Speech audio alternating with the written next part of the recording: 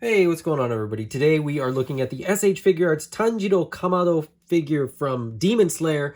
Demon Slayer is an anime, a very popular anime that I got into very late. I mean, I'm only in the first season. I've just sort of started watching it, largely as a result of seeing this figure and some of the other figures that SH Figuarts has done from the series, and being very intrigued by the designs and the sort of character overall. So I was very excited to get this figure, and I don't know whether I need Nezuko or any of the other characters, but we will see. This is sort of the starting point, the stepping stone, so to speak, into my Demon Slayer collection. I mean, I don't have anything else that is Demon Slayer related at all. As I said, it's sort of a new IP to me, but I'm really, really enjoying the show, and so I'm thinking I'm probably going to enjoy this figure. It looks great, and the design, like I said, is pretty intriguing, with sort of the figure with sort of the checkered coat over top. But anyway, let's take a look at the packaging first. As with most SH Figuarts figures, we get a nice big open window on the front there, with the main character design right there on the front. Moving to the side, we get just a picture of Tanjiro. On the back, call out to some of the details. So we get Tanjiro posed with the sword. Some of the alternate faces. There he is with his sister Nezuko. But yeah, I mean, this is all pretty straightforward for SH Figuarts stuff. You get the name of the figure on the side there. But what SH Figuarts is known for is not the packaging, it's for the figure. So let's get Tanjiro out of the box. All right, so here is Tanjiro out of the box, and first impressions, this figure is really, really well executed. What I've found with figures that have sort of replicated fabric with sort of plastic parts is that oftentimes they don't they don't sort of account for how fabric moves and sort of where fabric moves and all that kind of stuff. But this thing has done a very, very good job. So the articulation in the arm, the sculpting, they've done a really good job of making sure that the sculpting doesn't sort of break up where the print breaks up, which is pretty incredible. That's on both elbows. The articulation in the shoulder. I mean, SH Figuarts does a great job with articulation always. But with this, they've done a very, very good job. So when the elbow comes down, the sleeve comes down as well. So there's no real break in the sculpt. You do have to kind of fiddle with it a little bit to get it to look sort of just right, but there's motion to the fabric, there's motion to the print, but there's articulation in all of the pieces. So the coat can sort of move, get out of the way of the articulation.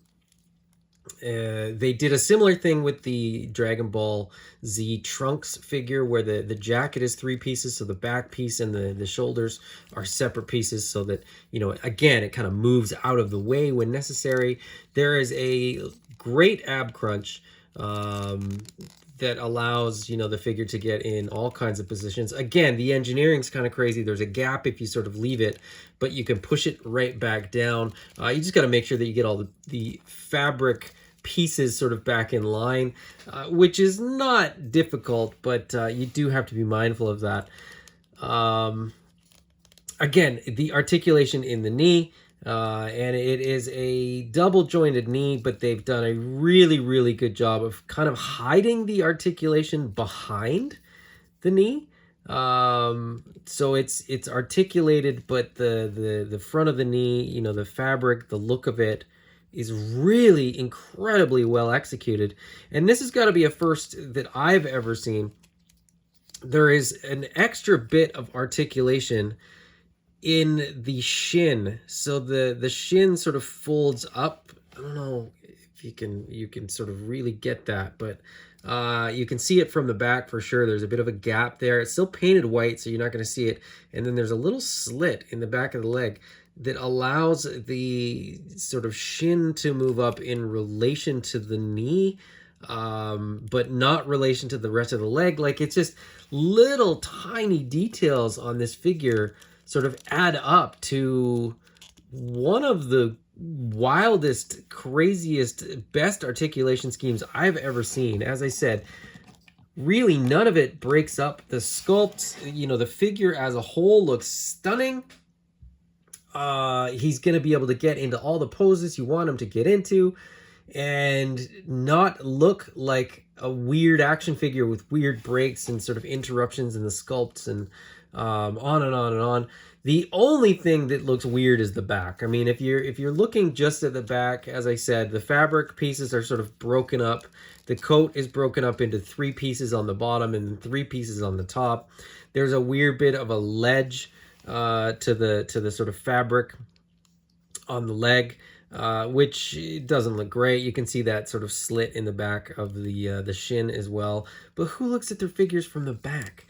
Like, honestly, it's you know, if that's your complaint about this figure, I can't really relate, because from the front it looks beautiful. And as I said, when you pose it up, if you're not looking for those breaks in the articulation and things like that, I think it's really, really incredibly well executed. But beyond the figure, we get, of course, the accessories, which, you know, SH Figuarts is never lacking in accessories. So let's take a look at the accessories. Starting, as I often do, with the extra hands, we get the sword holding hands because we've got the fists on the figure out of the box. We get the open palmed hands. We get the expressive open hands.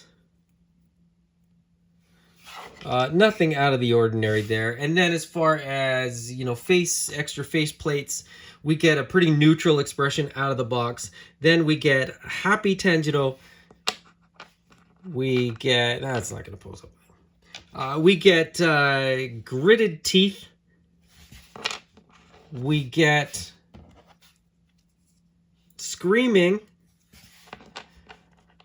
And I think, if I'm not mistaken, you know, if you get other Demon Slayer figures, I think the pack-in a lot of those figures is more faceplates. So, you know, if that's not enough and you want more, you know, you're going to have to get the rest of the figures. But if they're half as good as this one, I think it's probably not a bad idea. We get the sword sheath, scabbard. What's the word for this? I'm sure there's a proper sort of Japanese word for that. And that, of course, is going to clip onto his belt. We get the standard sword, which looks really, really good. You know, they didn't cut out, you know, this bit here, but I didn't expect that they would. But it's a really nice sort of dark gunmetal blade, which looks really nice. Very well painted. The blade itself actually has like 2 tones, which adds, you know, a little bit to the sort of look of the sword, that sort of makes it look more sculpted than it kind of is, if that makes sense. Then we get another sword with some flames on it. Now, as I said, I'm in season 1. I don't know anything about this sword. I feel like this is, there's something to this. There's something more going on with the sword.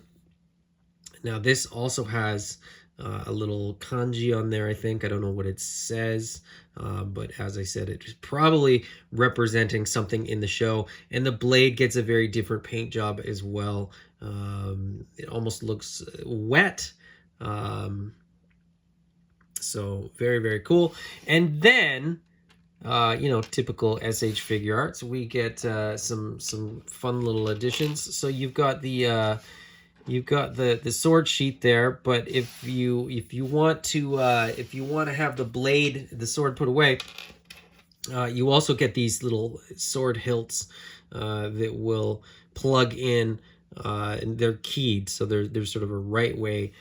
So you get one for each sword as well, which is a pretty cool pretty cool little addition. I'm very curious what this one is and why he's got sort of a flaming sword.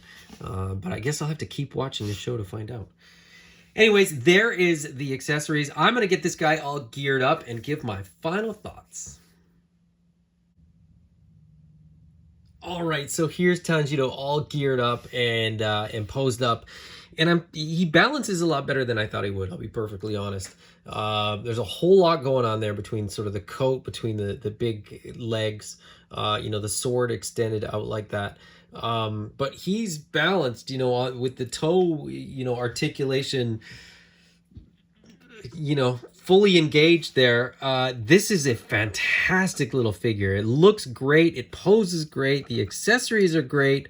I have zero complaints, and I am, I'm very much feeling like I need Nezuko, and I'm very much feeling like I need, some of the other characters from Demon Slayer as well. We'll see. Maybe I'll get some Christmas money. Maybe I'll get something for Christmas from the series or something like that. But I picked this one up from ecollectibles.ca, and I would strongly recommend that anybody that is into Demon Slayer, anybody that is into SH Figuarts, anybody that's just sort of into cool anime characters, this is a really, really good figure.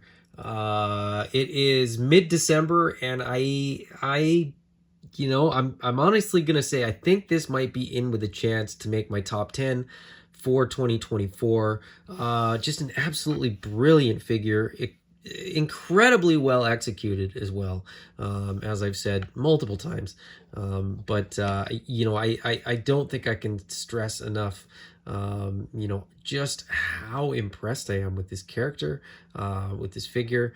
And, I got him to balance twice, maybe. Okay, there, I'm going to leave him. A stunning figure, one I would definitely recommend you go and check out, because I'm going to say this, it actually surpasses my expectations, and I had very, very high expectations. So go grab a Tanjiro for yourself.